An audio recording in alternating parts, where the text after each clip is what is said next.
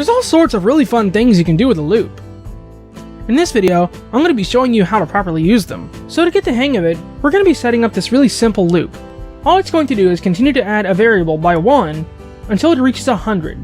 You can do this by going to control variables and adding the variable by 1. Next, you want to create a conditional branch to check and see if that variable is equal to 100.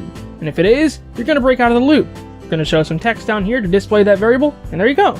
You can do all kinds of really fun stuff with sound effects as well if you wanted to. After you made a small simple loop like that, I'm going to show you how to make a slightly more advanced one. We're going to make this little character here scan through the entire map. So what you want to do is you want to create two variables, one called I and one called I2. Now we're going to do a loop and we're going to add I by 1. And we're going to check and see if I is equal to the width of the map, which is 17. And if it is, it's going to reset I to 0 and it's going to add I2 by 1.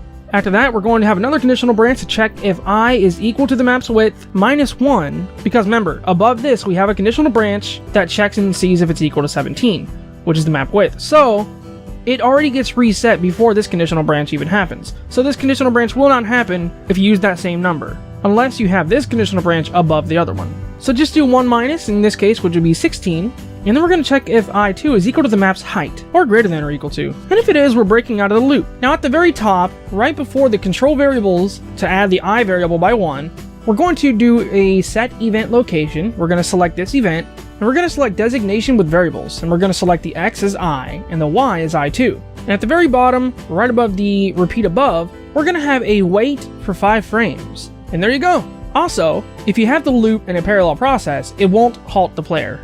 So have fun with loops!